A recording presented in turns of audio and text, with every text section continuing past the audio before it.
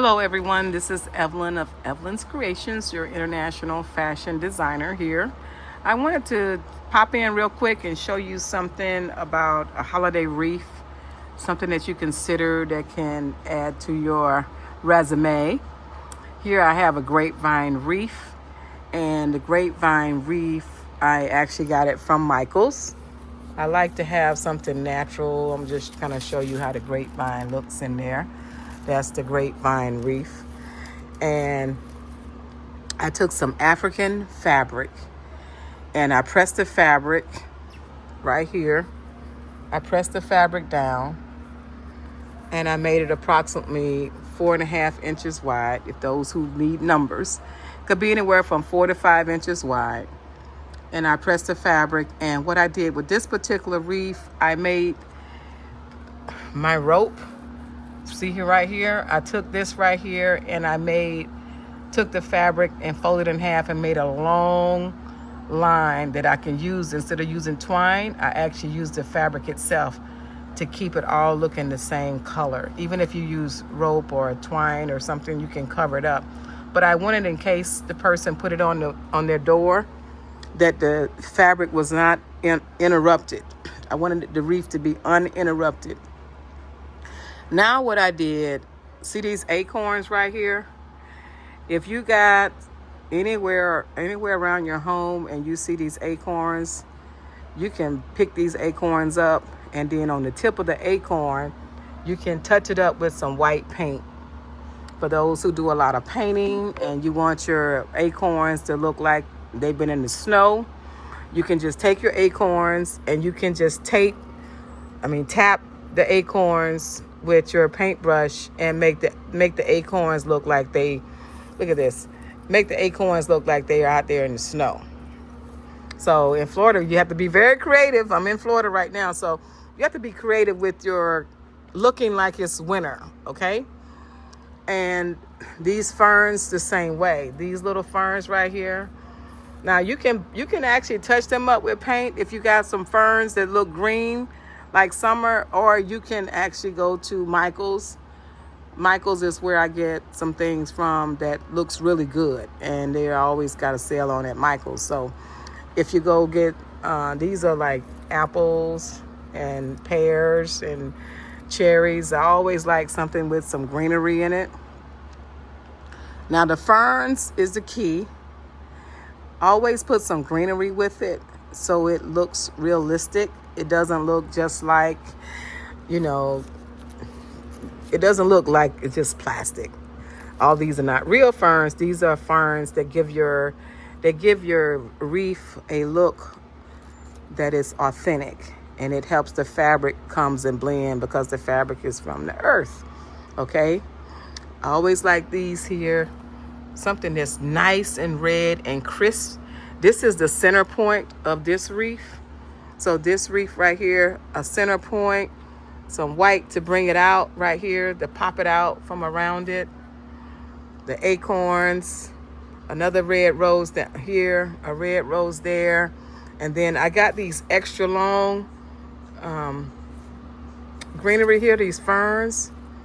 If you want to take a fern, you can actually take a long fern. If you buy a stem of ferns, you can take a long fern and you can actually cut it and make it into 2 ferns. I did that also. So if you ever need a fern and you want to make the fern have more range, then you can do that as well. Because usually the ferns come in like 6 to 10 in a piece. So if you say the ferns are too long, you can be creative and just snip the fern like right here, and then cut it, slim it down just like that point right there. And you can take 1 fern and make it into 2 ferns.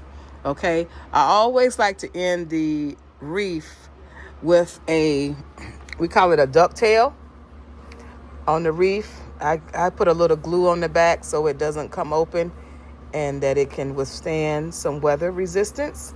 So I actually glue the back down on the ducktail and have the ducktail going down. And this is a nice kente cloth fabric that will withstand the pressure I like to actually see some of the greener, the leaf vine inside of the wreath. Then I like to stand back. Now on the tie at the top of the wreath, I again take the same fabric and I wrap it around the stem of the wreath and have it as the piece that it can hook on the door or the wreath stand. And the reason that I like to make the wreath stem the same fabric is because I want it to really flow for the client. Now, if you were to make this wreath, you can actually put some plastic wear in here and make it feel filled out for the client that you're making it for. And when they put it on the door, it will stand up straight. So you can actually put little pieces of bags, whatnot you may have in your home, and you can make this wreath stand out really nice. And this is on a dressing room door, but when you put it on a real door, it really has some character and it has some artistic. It just makes you feel like, oh my God, this person got it all together. Now, this wreath has to go into a 18 by 18 by 6 box for shipping. So that's where your shipping cost comes in. So an 18 by 18 by 6, the wreath itself may weigh 1.5 pounds, maybe 2 pounds.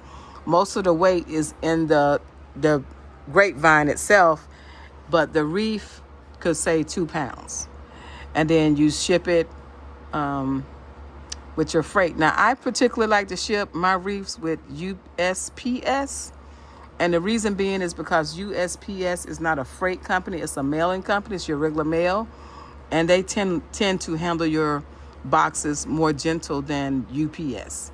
So this right here, because of the size of the box, it can get crushed if it goes in the volume box. Even if you put fragile on it, you want to make sure that you have your wreath where somebody going to actually really handle it. It's not going to be on a big cart with a whole bunch of other boxes and they don't know that it's a delicate item. And they don't have time to look, to be honest with you. They're trying to get those boxes to the customer as soon as possible.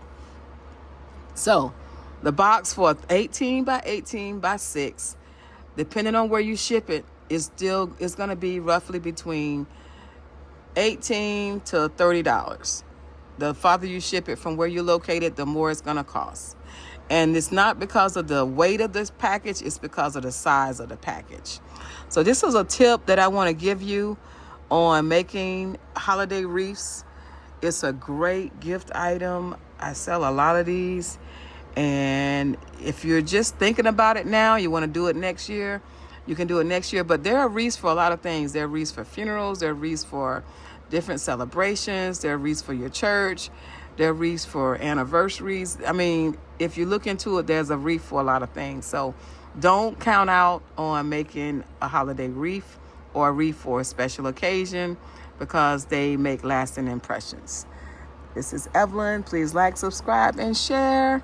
And I will see you soon. Now, my next video is going to be talking about naming your business. So stay tuned to that you're going to get a double dose today. We're going to talk about naming your business, the importance of your business name. Take care, everyone. Bye-bye.